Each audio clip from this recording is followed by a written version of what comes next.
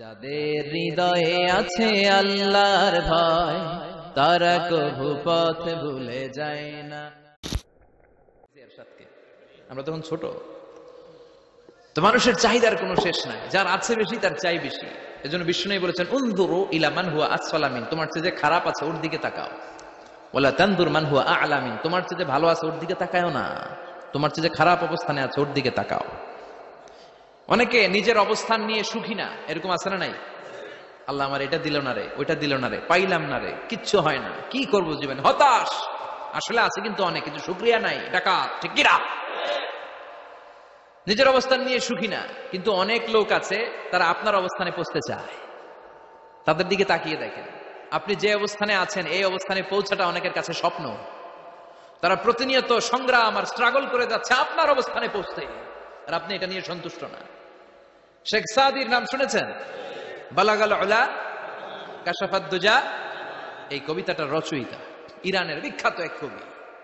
উনি একবার আর্থিক সমস্যার মধ্যে দিয়ে সময় কাটাচ্ছেন, টাকা নাই, পয়সা নাই, পায়ে দেওয়ার মতো জুতা নাই। উনি খুব দুঃখ পেলেন, হায় রে, আমি ইরানের এত বড় কবি, আমার পায়ে দেওয়ার মতো জুতা নাই। দুঃখ ভরা মন নিয়ে রাস্তায় হাঁটতে বেরোলেন। হাঁটতে হাঁটতে হঠাৎ দেখলেন একটা লোক শুয়ে শুয়ে কাঁদছে, ওই লোকটার দুইটা পাই নাই, পাই নাই। উনি সিজদায় পড়ে গেলেন, আল্লাহর কাছে ক্ষমা চাইলেন, আল্লাহ অনেক দিয়েছ, শুকর আলহামদুলিল্লাহ। এজন্য যেই পরিস্থিতিতেই থাকি না কেন আমরা কি পড়বো? জোরে বলেন, কি পড়বো? এজন্য আল কানাতু মিনাল ইসলাম, অল্পে তুষ্ট থাকার নাম হলো ইসলাম। সম্পদ লাগবে কিন্তু সম্পদের পাহাড় লাগবে না, ঠিক কি না? অল্প খান, অল্প পড়েন, অল্প জামান, অল্পের ভেতরে বরকত ঢুকায়া দিছে কে? দেখবেন যাদের সম্পদ অল্প তারা সুখী বেশি। জরিপে এটা দেখা গিয়েছে, অনেক সার্ভেতে এটা এসেছে, যারা সম্পদশালী এরা দুঃখী বেশি, এদের দুঃখ বেশি, টেনশন বেশি। খুব স্বাভাবিক, টাকা যার বেশি রোগ তার বেশি, টাকা যার বেশি টেনশন তার বেশি, টাকা যার বেশি ঘরে শান্তি তার কম। আছে না নাই? ঘরের ভেতরে অশান্তি, ছেলে কথা শোনে না, ছেলে টানে গাঞ্জা, মেয়ে করে পরকিয়া, আছে না নাই? স্ত্রী কথা শোনে না, ভালোবাসা নাই, ঘরটা জাহান্নামের টুকরা। রোগ বালাই, এক একটা হসপিটাল বিল পরিশোধ করতে মাসে 5 লাখ 10 লাখ, আছে না নাই? কিছু খেতে পারে না, ডাক্তার একেবারে ডায়েট মেনু বেঁধে দিয়েছে, ডায়েট, ভেরি ডায়েট মেনু, এটা এটা এটা এটা কিছুই খাবেন না, শুধু গরু খাবেন না, খাসি খাবেন না, চিংড়ি খাবেন না, খালি ঘাস খাবেন, ইচ্ছে মতো ঘাস খাবেন, মানে ঘাস জাতীয় যত আইটেম আছে সব খাবেন, শাক খাবেন, সবজি খাবেন, সালাদ খাবেন, গরু, চিংড়ি, মুরগি, গোশত, ইলিশ কিছু খেতে পারে না। তাহলে রোগ বেশি, খাওয়ার মজা নাই, ঘরে সাংসারিক শান্তি নাই, খালি ব্যারাম আর ব্যারাম, ঠিক কিনা? কিন্তু সম্পদের পাহাড় ঘটেছে। আর অল্প যারা খায়, অল্প পড়ে, রিক্সাওয়ালা, কুলিওয়ালা, অল্প বেতনের চাকরি, কিন্তু হক হালালি মেনে চলে, দেখবেন শান্তি আছে অনেক। হ্যাঁ, বাসা ভাড়া দেয়, ফ্যামিলি চালায়, বাচ্চাদের স্কুল বিল, এরপরও মাস শেষে 1-2 হাজার টাকা হাতে থেকে যায়। আর ওর প্রতি মাসে 10 কোটি টাকা ইনকাম, তারপরও ব্যাংকের ঋণ আছে না নাই? সুখ কারে বলে? কিভাবে আপনি সুখকে ডিফাইন করবেন? সুখ তো টাকায় কিনা যায় না, শান্তি টাকা দিয়ে হয় না, শান্তি দেওয়ার মালিক কে? শান্তি আছে অল্প খেয়ে শুকর করার মধ্যে, শান্তি আছে আলহামদুলিল্লাহর মধ্যে, চিল্লায় বলেন ঠিক কিনা? এজন্য অল্প খাবো, অল্প পড়বো, অল্প জামাবো, অল্পের ভেতরে বরকত দিয়েছে কে? দেখেন ধনী ভাইরা খেতে পারে না, কিন্তু রিক্সাওয়ালার কি সমস্যা হয়? রিক্সাওয়ালারা সব খেতে পারে, কুলিওয়ালা, দিনমজুর, এরা একেবারে স্লিম সুঠাম দেহি, মেদহীন পেট, পেটে কোনো মেদ নাই, ভুড়ি নাই। আর কোটিপতিদের মেদ আছে না নাই? এত বড় বড় পেট, ঠিক কিনা?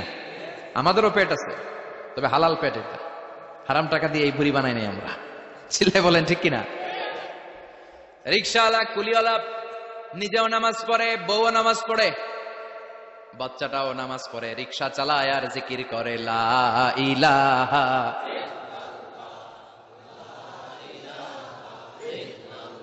লা ইলাহা ইল্লাল্লাহু মুহাম্মাদুর রাসূলুল্লাহ সাল্লাল্লাহু।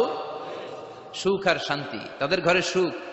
ধনী কোটিপতি, ভিআইপি, সিআইপিস, এদের রাতে ঘুম নাই, 1 ঘন্টা ঘুমানোর জন্য 4টা ট্যাবলেট খাওয়া লাগে, এরকম আছে না নাই?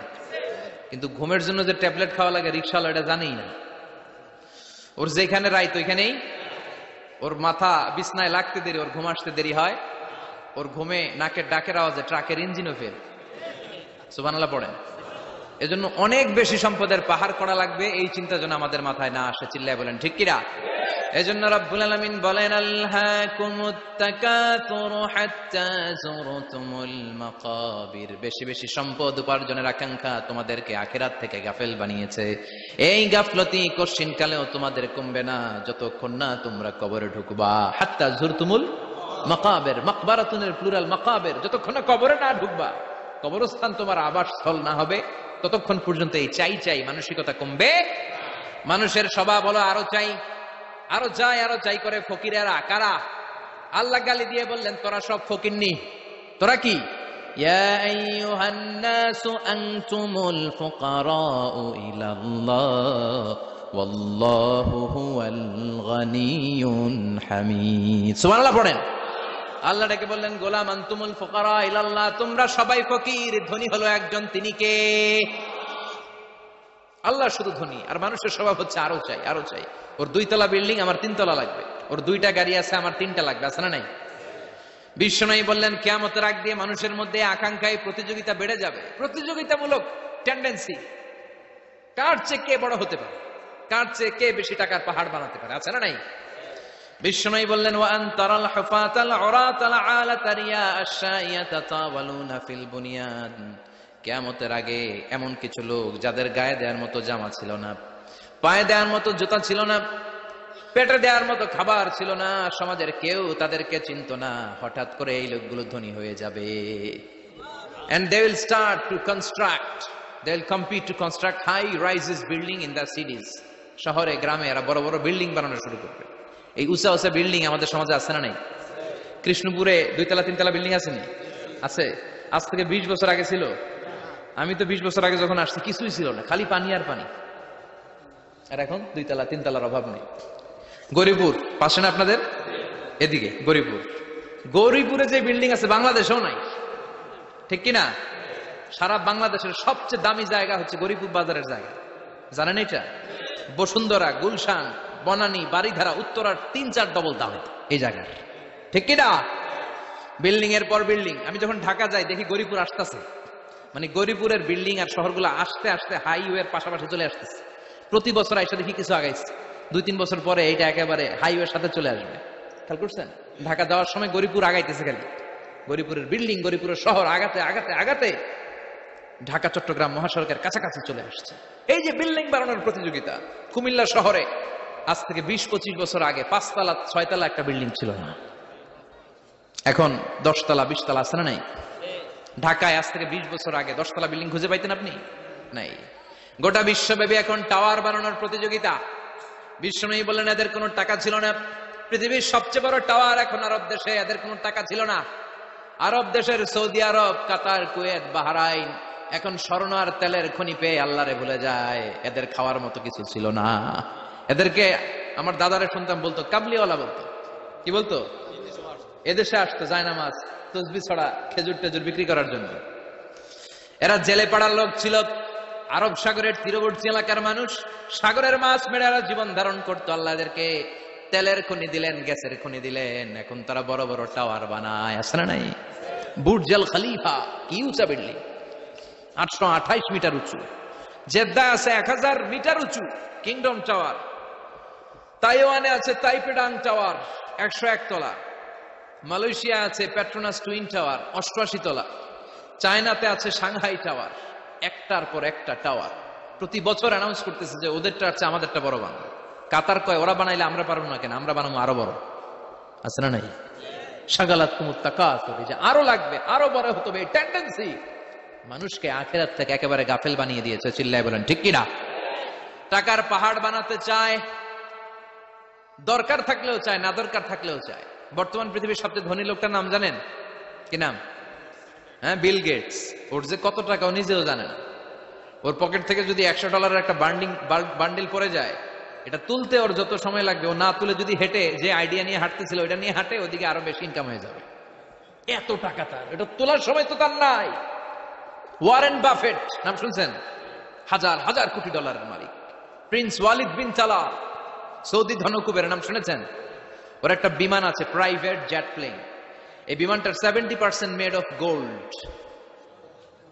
বিমানের 70% স্বর্ণ দিয়ে বানানো। গত কয়েক বছর আগে আমি ব্রুনাই গিয়েছিলাম। ব্রুনাইয়ের সুলতানের নাম হাসান আল বালখিয়া। উনি একটা প্যালেস, প্যালেস আরবিতে বলে কাসার, মানে হচ্ছে রাজপ্রাসাদ। পৃথিবীর সবচাইতে বড় রাজপ্রাসাদ ব্রুনাইতে বান্দার সিরি বেগাওয়ানে অবস্থিত। আমি গিয়েছি ওখানে। প্রায় 1800 থেকে 2000 কক্ষ আছে ওই প্যালেসে, রাজপ্রাসাদে। ওই রাজপ্রাসাদের টয়লেটের কমোড গুলো মেড অফ গোল্ড, স্বর্ণ দিয়ে বানানো। আউযুবিল্লাহ পড়বেন না। এই হাসান আল বালখিয়া নিজে বিমান চালায়। ওর সংগ্রহে 500টা রোলস রয়েস লাক্সারিয়াস কার আছে। 500 রোলস রয়েস। গুগল ইউটিউব যারা করেন সার্চ দিয়ে দেখবেন ওর কি পরিমাণে গাড়ি। রোলস রয়েস গাড়ি হচ্ছে one of the luxurious car in the world. Car ব্র্যান্ডের মধ্যে যত দামি কার ব্র্যান্ড আছে এর মধ্যে রোলস রয়েস একটা, যেগুলোর দাম কমসে কম এদেশের টাকায় 8 কোটি থেকে 10 কোটি টাকা। আচ্ছা বললেন, এই গাড়িগুলো যারা হাই প্রোফাইলের ভিআইপিস, তারা ফ্যামিলির সবাইকে যদি একটা করে গাড়ি দেয়, একজনের কয়টা গাড়ি দরকার? 5টা, 10টা, 20টা। ধরলাম যে 20টা গাড়ি লাগবে ওনার। 500 গাড়ি দিয়ে উনি কি করবে? তার সংগ্রহে 500টা রোলস রয়েস। স্বর্ণেরও গাড়ি আছে, তার স্বর্ণের পালঙ্ক আছে, আমি দেখে এসেছি। পোরশে, ফারারে, লাম্বরগিনি, এই টাইপের যে ব্র্যান্ডগুলো আছে, অভাব নাই। তার মানে আছে, যার বেশি চায় তত বেশি। চিৎকার করে বলেন ঠিক কি না? এজন্য আল্লাহ বললেন আলহাকুমুত তাকাসুরু হাত্তা যুরতুমুল মাকাবির। দুনিয়ার লোভ তোমাদেরকে আখিরাত থেকে গাফেল বানিয়ে দিয়েছে। দুনিয়ার লোভ লালসার মধ্যে পড়ে আখিরাতকে বেমালুম তোমরা ভুলে গিয়েছো। এই গাফলতি কোনোদিন কমবে না যতদিন না তোমরা কবরে ঢুকো। ঠিক কি না? সম্পদ উপার্জনে ইসলাম বাধা দেয় না, কিন্তু সম্পদ হৃদয়ে স্থান দেয়া যাবে না। সম্পদ উপার্জন করতে হবে, খরচ করে ফেলতে হবে। বেশি সম্পদশালী হতে হলে আল্লাহর সন্তুষ্টির জন্য যাকাত দিতে হবে। কে দিতে হবে? দে যাকাত, দে যাকাত, তোরা দে রে যাকাত, তোর দিল খুলবে পরে, আগে খুলো খাত। দে যাকাত, দে যাকাত, তোরা দে রে যাকাত। ঠিক কি না? দিল পরে খুলবে, আগে হাত খোলেন। হাত খুললে দেখবেন দিলটারে খুলে দিয়েছে কে?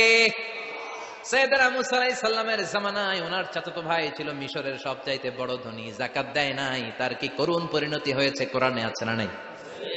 এত সম্পদ ছিল, তার সম্পদগুলো সে সিন্ধুকে আটকে রাখতো। আর এই সিন্ধুকের চাবিগুলো আলগানোর জন্য, কাঁধে নেওয়ার জন্য 10 জন লোক লাগতো। সিন্ধুক কাঁধে নেওয়ার জন্য, সিন্ধুকের চাবির গোছা কাঁধে নেওয়ার জন্য কয়জন? তাহলে কি পরিমাণ সম্পদ ছিল? সাইয়েদনা মুসা বললেন, সম্পদের মালিক তুই হস নাই, আল্লাহ বানাইছে। কারণ বলে ইন্নামা উতীতুহু আলা ইলমিন ইনদি, আল্লাহ আমারে সম্পদ দেয় নাই, আমি আমার মেধা খাটিয়ে সম্পদ বানিয়েছি। যাকাত আমি দেব না।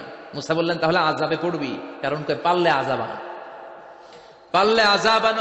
আল্লাহ বললেন ফাখাসাফনা বিহি ওয়া বিদারহিল আরদ, ও মুসা নিরাপদ দূরত্বে চলে যাও, এখনই ভয়ঙ্কর ভূমিকম্প হবে, আযাব দেব।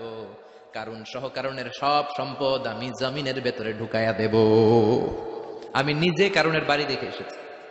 মিশরের রাজধানী কায়রো থেকে প্রায় 150 কিলো দূর একটা জেলা আছে, ফায়ুম জেলা। ওইখানে কারুনকে আল্লাহ তার সব সম্পত্তি সব মাটিতে দাবিয়ে দিয়েছেন। দাবাতে দাবাতে হাঁটু পর্যন্ত যখন কারুন জমিনে দেবে যায়, ভাবছে উঠে যাবে। কোমর পর্যন্ত যখন মাটির মধ্যে দেবে যায়, ভাবছে উঠতে পারবে। গলা পর্যন্ত যখন দেবে যায়, হাত তুইলা কয় আমি ঈমান আনলাম। ও মুসা, সব সম্পদ তোর আর তোর আল্লাহর, লইয়া যা, খালি আমারে বাঁচা, আমারে। সব গাদ্দারদের একই পরিণতি। ফেরাউনরেও যখন আল্লাহ লোহিত সাগরে পানি খাওয়াতে খাওয়াতে পেটটা এত বড়, হাত তুলা কয় আনামিনাল মুসলিমিন, আমি মুসলমান, আমি ভালো মানুষ। আল্লাহর কোরআন সাক্ষী, সে বলেছে আনামিনাল বনি ইসরাইলরা যে আল্লাহরে মানে আমিও তারে মানি, আমিও আল্লাহর দলের একনিষ্ঠ কর্মী। আর পানি খাইতে পারি না, আল্লাহ বাঁচাও। আল্লাহ কয় আরো খা। শেষ, ফেরাউন শেষ, নমরুদ শেষ, কারুন শেষ। পুরো সম্পদ সহ আল্লাহ কারুনকে জামিনের ভেতরে দাবিয়ে দিলেন। এজন্য সম্পদ যাদের বেশি, যাকাত দেওয়ার দরকার আছে না নাই? দারিদ্রতা বিমোচনের জন্য যাকাত দিবেন। যাকাতের শাড়ি লুঙ্গি এইভাবে না, অনেকে কিন্তু দেয় যাকাতের শাড়ি, যাকাতের লুঙ্গি, যাকাতের গামছা, এরকম ডাকাইত আছে না নাই? বাংলাদেশে এমনও হয়েছে যাকাতের শাড়ি দিবে বলে সে পত্রিকায় নিউজ করেছে, আর ওই শাড়ি আনার জন্য শাড়ি দিবে 5000 মানুষ, এসেছে 5 লক্ষ। পদপৃষ্ঠ হয়ে 11 জন নারী এক জায়গায় মারা গিয়েছে। কিয়ামতের দিন আল্লাহ বিচারের কাঠগড়ায় এই বিজনেস ম্যাগনেটকে দাঁড়িয়ে সেদিন জিজ্ঞাসা করবে যে কেন তুই এদেরকে কষ্ট দিয়েছিলি? চিল্লা এখন ঠিক কিনা? এদের মৃত্যুর দায়ভার এই শিল্পপতি এড়াতে পারবে না। যাকাতের শাড়ি, যাকাতের লুঙ্গি বিতরণের জন্য আল্লাহ তোমারে ধনী বানায় নাই। ধনীদের দায়িত্ব হলো গরিবের হাতে সম্পদ পৌঁছে দেয়া। ওয়া ফি আমওয়ালিহিম হাক্কুন লিসাইলি ওয়াল মাহরুম। গরীব আমার কাছ থেকে সম্পদ আর যাকাত নিয়ে সে আমার প্রতি করুণা করেছে, আমি যাকাত দেই বলে আমি কোনো দয়া দেখাই নাই। কথা বুঝতে পেরেছেন? আইডিয়াটা ক্লিয়ার করে নেন। যাকাত দেয়া আমার জন্য কি, কথা বলেন, ফরজ। আর যে যাকাত নেয় তার জন্য যাকাত খাওয়া কি ফরজ? আমি গরিব মানুষ, আমি যাকাত খাবো না, না খাইয়া থাকুম, রোজা রাখুন, কথা কন। আমার যে যাকাত নেওয়া লাগবে এমন কোনো কথা নাই, কিন্তু আমি যে ধনী আমার দিতেই হবে, এটা ফরজ। তার মানে আমি দিয়ে আমি দয়া করি নাই, ও নিয়ে আমারে বাঁচাইয়া দয়া করে গেছে। চিৎকার করে বলো ঠিক কিনা। ইসলাম বলে রাস্তার এক পাশে পাঁচতলা আর এক পাশে গাছতলা, এটার নাম ইসলাম না। খেটে খাওয়া মানুষ, সুবিধা বঞ্চিত মানুষদের দ্বারে যে তুমি যাকাতের টাকা পৌঁছে দাও। যাকাতকে ফরজ করা হয়েছে দারিদ্রতা বিমোচনের জন্য। আপনি শাড়ি লুঙ্গি দিলে কি হবে? ওরে শাড়ি দিচ্ছেন দুপুরে, রাত্রেবেলা ও আরেক জায়গায় লাইন ধরে আছে, বিরিয়ানির প্যাকেট দিতেছে ওইখানে, কথা কোন, সারাটা বছর ও যাকাতের টাকা নেবে, ওর কিচ্ছু হবে না। বরং এমন কিছু তাকে করে দিতে হবে যেটা দিয়ে সে ফ্যামিলি লিড করতে পারে। একটা সিএনজি কিনে দেন, ওই ফ্যামিলিতে কোনো যুবক থাকলে সিএনজি চালায়া, অটো চালায়া ফ্যামিলিটারে চালাবে। একটা টঙের দোকান করে দেন, চায়ের দোকান, চা বিক্রি করে ফ্যামিলিটারে চালাবে। অস্ট্রেলিয়ান একটা গাই কিনে দেন, গরুর দুধ বিক্রি করে তার ফ্যামিলি চলবে। কিংবা মাছের একটা খামার করে দেন, মুরগির খামার করে দেন, ঠিক কিনা? ওমরে ফারুক বলতেন এমন ভাবে যাকাত দাও যাতে করে যাকে যাকাত দিয়েছে জীবনে কোনোদিন সেজন্য আর কারো কাছে যে হাত পেতে যাকাতের জন্য দাঁড়িয়ে না থাকে। এই বিধানটা কার? এজন্য আল্লাহ বললেন আলহাকুমুত তাকাসুরু হাত্তা যুরতুমুল মাকাবির। দুনিয়ার লোভ লালসা তোমাদের কমবে না যতদিন না তোমরা কবরে ঢুকো। কার কথা? চিল্লায় বলেন কার?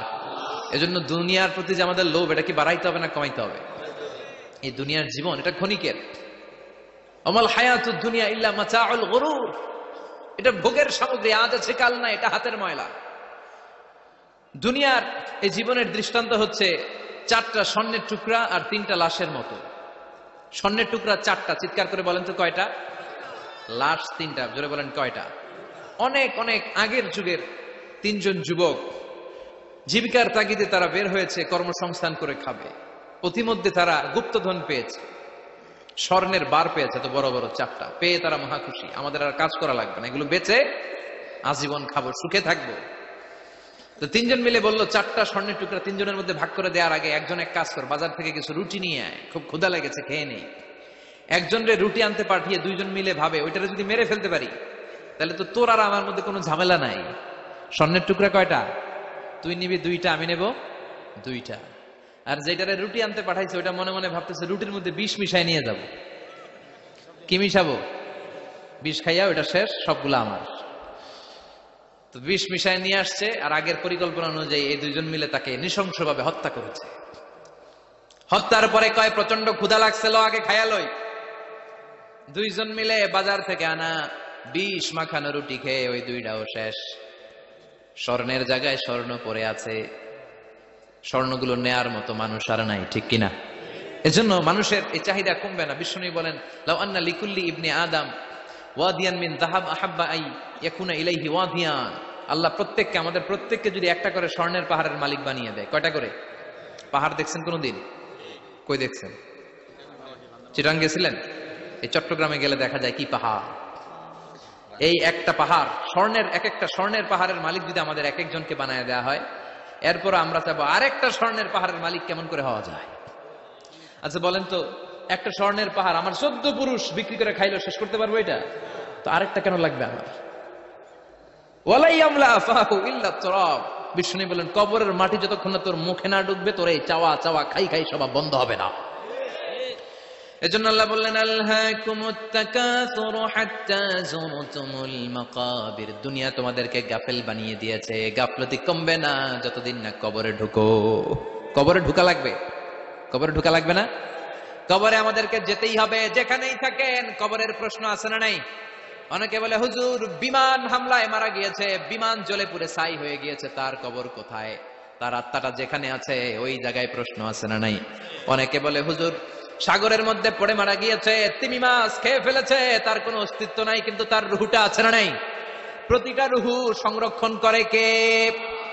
প্রত্যেকটা আত্মা আল্লাহর কাছে সংরক্ষিত থাকে। প্রতিটা রুহু, প্রতিটা মানুষ মালাকুল মাউতকে দেখতে পায়। আপনিও দেখবেন, আমিও দেখব। মুমিনদের কাছে এসে মালাকুল মাউত একজন যুবকের বেশে সাদা ধবধবে জুব্বা পরে সুগন্ধি মেখে মুমূর্ষু ব্যক্তির শিওরে বসে বসে বলে, ইয়া আইয়াতুহান নাফসুল মুতমাইন্নাহ, হে প্রশান্ত আত্মা, উখরুজি ইলা মাগফিরাতিল্লাহি ওয়া রিদওয়ানি, আল্লাহর ক্ষমা আর দয়ার দিকে বের হয়ে আসো। বলা মাত্রই মুমিনের আত্মাটা স্মুথলি বের হয়ে আসে।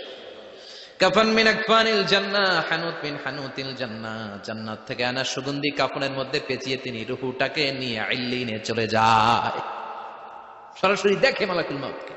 আর যারা ইসলাম বিরোধী, কোরআন বিরোধী, তাদের সামনে এসে মালাকুল মাউত ত্রাস সৃষ্টি করে। আগে ধমক। হাইওয়েতে মাঝে মাঝে ডাকাতি হয় না? বাসগুলোর মধ্যে যখন ডাকাতি হয়, বাসে থাকে 50 জন, ডাকাত ঢুকে 5 জন, এই 5 জনের ভয়ে সবগুলো পেশাব করে দেয়। কারণ ত্রাস সৃষ্টি করে। এসেই চাইনিজ কুড়াল দিয়ে আগে কুবায় দেয় 4-5 জনের। রক্ত দেখে কি দেওয়ার সব আগে রেডি করে রাখে। মালাকুল মাউত এসে কাফের নাস্তিক মুশরিকদের সামনে সেরকম একটা ত্রাস সৃষ্টি করে। ভয়ে লোকটা কাঁপতে থাকে। ওর কাছে ভদ্র ভাষায় কথা বলে না, সুন্দর জামা পরে আসে না, কালো কুচকুচে চেহারা, ভয়ঙ্কর একটা রূপ নিয়ে, আকৃতি নিয়ে ইসলাম বিরোধীদের মাথার সামনে আসে, দুর্গন্ধযুক্ত চেহারার দেহ নিয়ে ধমক দিয়ে বলে, ও পাপাত্তা, ইয়া আইয়াতুহান নাফসুল খাবিসা উখরুজি ইলা গাদাবিল্লাহ, হে পাপাত্তা, আল্লাহর রাগ, ক্রোধ আর গজবের দিকে বের হয়ে আও। মুমিনের আত্মা বলার সাথে সাথে যেমনি মুমিনের দেহ থেকে বের হয়ে জান্নাতি কাফনের ভেতরে ঢুকে, কাফেরদের আত্মাও কি এরকম তাড়াতাড়ি বেরোতে চায় নাকি? কাফেরদের আত্মা বেরোতে চায় না। ডানে দৌড়, বায়ে দৌড়, সামনে দৌড়, পেছনে দৌড়, আহা, দৌড়াদৌড়ি করে। মালাকুল মাউত এটাকে টেনে হিচড়ে, একটা জীবিত ছাগলকে জবেহ না করে, জবাই না করে, তার চামড়া উল্টা দিকে টেনে হিচড়ে বের করলে ছাগলটা যত কষ্ট পায়, এর চেয়ে কমসে কম 70 গুণ বেশি কষ্ট দিয়ে কাফের মুশরিক আর গাদ্দারদের রূহ কবজ করা হয়। আল্লাহ, এই পরিস্থিতি থেকে তুমি আমাদের বাঁচাও। মুমিনদের রূহ যেমনি কবজ হয়, ওইভাবে রূহ কবজের ব্যবস্থা করে দিও। ইমানের মৃত্যু নসিব করে দিও, শাহিদি মৃত্যু নসিব করে দিও। আমাকে শহীদ করে সেই মিছিলে শামিল করে নিও, যে মিছিলের নেতা মীর হামজা, খুবাইবে খাব্বাব, আল্লাহর কাছে ছিল অতি প্রিয়, শামিল করে নিও। আমাকে শহীদ করে সেই মিছিলে শামিল করে নিও। পড়েন আমিন। আরো জোরে পড়েন আমিন। তার মানে বিমান দুর্ঘটনায় হোক, কিংবা লঞ্চ ডুবিতে হোক, কিংবা আগুনে পড়ে হোক, কিংবা আত্মঘাতী হামলায় হোক, যে যেখানেই মারা যায়, কবরের 3টা প্রশ্ন তার জন্য আছে না নাই?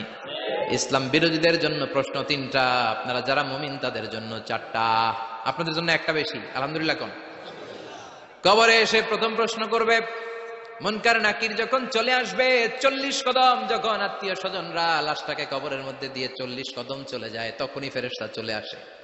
আহা, শেষ, সব শেষ। এসেই পরীক্ষা শুরু। মার রব্বুক, তোর রবের নাম কি? চিল্লায় বলেন, আমাদের রবের নাম কি? আমরা বলবো রব্বি আল্লাহ, আল্লাহ আমারে রব। দমে দমে তনু মনে তারি অনুভব। পড়েন, আল্লাহ আমারে রব। তোমার দুনিয়াতে আমি যেদিকে তাকাই, অথই নেয়ামাতে ডুবে আছি সবাই। পাখ পাখালির গানে শুনি তসবি কল রব, তসবি কল রব, আল্লাহ আমারে রব। প্রথম প্রশ্ন, তোমার রব কে? আমরা বলবো আমাদের রব আল্লাহ। দ্বিতীয় প্রশ্ন, ওমা দীনু, তোমার ধর্মের নাম কি? আমরা কি বলবো? তৃতীয় প্রশ্ন, বিশ্বনবীর চেহারা দেখিয়ে বলা হবে আতারিফু হাদার রাজুল, এই লোকটারে চিনো নাকি? আমরা বলবো চিনি, আমাদের প্রাণের নবী, ঠিক কি না? চাঁদের চেয়ে সুন্দর তুমি নবী আমার কমলিহি ওয়ালা, দু জাহানের বাদশা তুমি প্যারা নবী সাল্লে আলা, চাঁদের চেয়ে সুন্দর তুমি নবী আমার কমলিহি ওয়ালা, ঠিক কি না? 3টা প্রশ্নের যথাযথ উত্তর যখন দিয়ে দিলেন, আপনার জন্য অতিরিক্ত আরেকটা প্রশ্ন করা হবে, ওয়ামা ইলমুক, তোমার নলেজ কি? 3টা প্রশ্নের উত্তর যে তুমি করতে পারলা, কিভাবে পারলা, কেমনে জানলা? নকল করে বলছো নাকি জেনে বুঝে আসছো? নকল হয় না? এখন তো পরীক্ষা চলতেছে বোধহয়। কি পরীক্ষা? এসএসসি পরীক্ষা। নকল হয়? কৃষ্ণপুরে নকল নাই না? এখন মনে হয় এগুলো একটু কমছে। একটা সময় ছিল অনেক নকল হইতো, পাঞ্জাবের ভিতরে নকল, পকেটে নকল, টুপির ভিতরে নকল, মৌজার ভিতরেও নকল, এমনকি মেয়েরাও নকল করে পরীক্ষার হলে আসে না নাই? স্কেলের মধ্যে লিখে নিয়ে যায়, হাতের মধ্যে লিখে নিয়ে যায়, ওড়নায় লিখে নিয়ে যায়, কাপড়ে লিখে নিয়ে যায়, আসে না নাই? ফেরেশতারা বলবে নকল করছো নাকি? কেমনে জানলা? তিনটা প্রশ্নের উত্তর তুমি কেমনে বললা? আল্লাহ তোমার রব, ইসলাম তোমার ধর্ম, এই লোকটা বিশ্বনবী, কেমনে চিনলা? আপনাকে তখন বলতে হবে আমি কোরআন থেকে শিখেছি, আমি হাদিস থেকে শিখেছি, আমি ইসলাম জেনে বুঝে মেনেছি, আমি আন্দাজে কোথাও ঘুরি নাই। চিল্লা এখন ঠিক কিনা? আপনাকে বলতে হবে, এজন্য শিখতে হবে, প্রতিনিয়ত ইসলাম সম্পর্কে জানতে হবে, আখের গোছাতে হবে, জীবনটাকে আলোকিত করতে হবে। চিল্লায় বলেন ঠিক কিনা?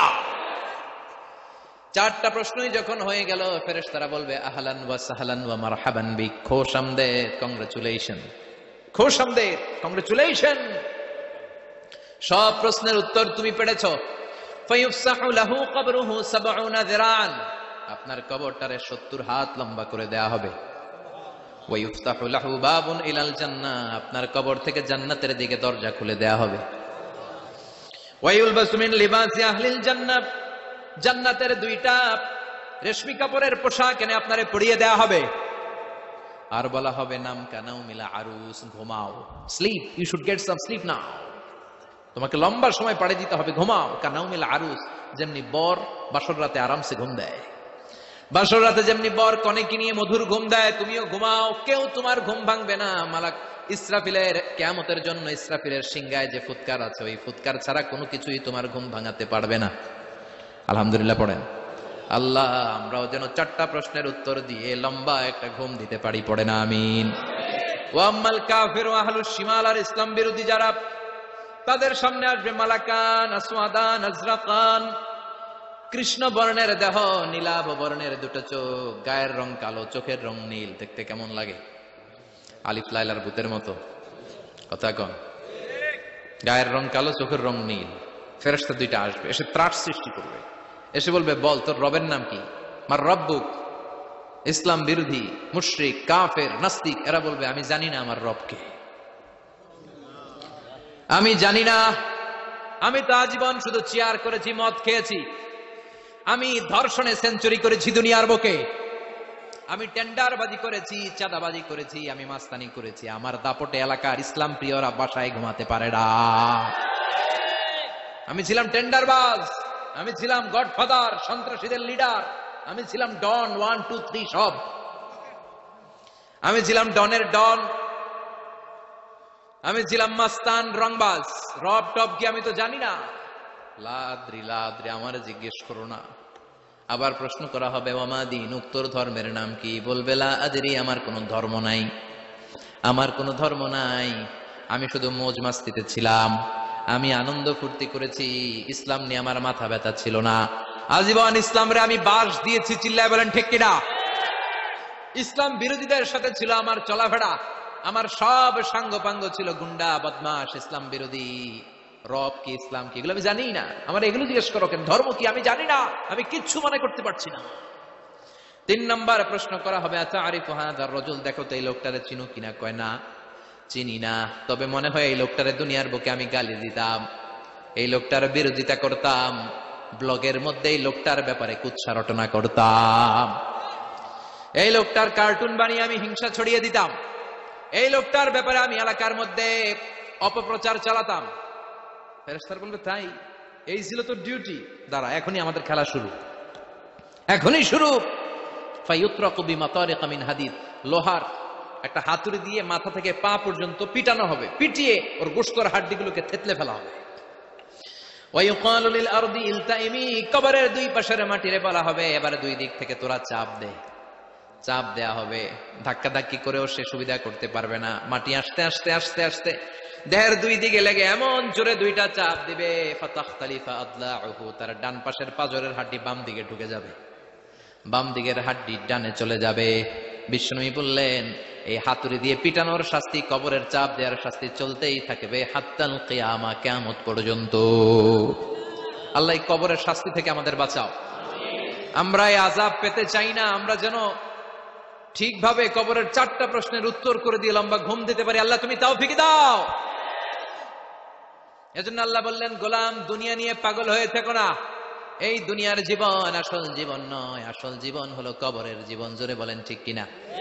এই জন্য মাঝে মাঝে কবরে যাবেন, কবরস্থানে দাঁড়িয়ে চিন্তা করবেন, এই জায়গায় আমারও আসতে হবে। দিন যাবে, রাত আসবে, বৃষ্টি হবে, শীত আসবে, কেউ আমার দেখতে আসবে না। একা থাকতে হবে, একা, বড় একা, অন্ধকার, বড়ই অন্ধকার। ওই কবরের জীবনের সামান গোছানোর দরকার আছে না নাই? ওই কবরে সুখে শান্তিতে থাকতে চাইলে নামাজ পড়ার দরকার আছে না নাই? কোরআন পড়ার দরকার আছে না নাই? ছেলে মেয়েগুলোরে মানুষের মতো মানুষ করার দরকার আছে না নাই? আজকে যিনি উপস্থাপক চমৎকার কথা বললো, আমরা যেন মাদককে না বলি, আমরা যেন ফেন্সিডিলকে না বলি, আমরা যেন ইসলামের পক্ষে থাকি, আমরা ইসলামের কোন বিপক্ষে শক্তির সাথে যেন হাত না মিলাই। সবসময় যেন আমরা কোরআনের পক্ষে থাকি, ইসলামের পক্ষে থাকি। 5 ওয়াক্ত সালাত গুলো যেন জামাতের সাথে আদায় করি, আব্বা আম্মার যেন খেদমত করি, আর বিনয়ী মানুষ যেন হতে পারে। ঠিক কিনা? আল্লাহ আমাদের সবাইকে কথাগুলো বোঝার ও আমল করার তৌফিক দান করো। এরশাদকে আমরা তখন ছোট, তো মানুষের চাহিদার কোনো শেষ নাই, যার আছে বেশি তার চাই বেশি। এজন্য বিষ্ণু বলেছেন, উনজুরু ইলা মান হুয়া আসফালা মিন, তোমার চেয়ে যে খারাপ আছে ওর দিকে তাকাও। ওয়ালা তানজুর মান হুয়া আ'লা মিন। আপনার প্রিয়জনের কাছেও এই আমল শেয়ার করুন। বন্ধুরা, আশা করি আমাদের আজকের এই ভিডিও আপনাদের পছন্দ হয়েছে। এই ধরনের ভিডিও নিয়মিত পাওয়ার জন্য আমাদের চ্যানেলটি সাবস্ক্রাইব করে রাখুন আর তার পাশে থাকা বেল আইকন ক্লিক করে রাখুন। আপনার মূল্যবান মতামত কমেন্টে লিখে জানানোর অনুরোধ রইল। ভালো থাকবেন, নিরাপদে থাকবেন। আবারও আপনাদের মাঝে দোয়া ও ইসলামিক বিভিন্ন ধরনের ভিডিও নিয়ে হাজির হব আমার চ্যানেল থেকে। সে পর্যন্ত আপনাদের ভালো থাকা, সুস্থ থাকা কামনা করে আজকের মতো এখানে বিদায় নিলাম। আল্লাহ হাফেজ ভিউয়ার্স।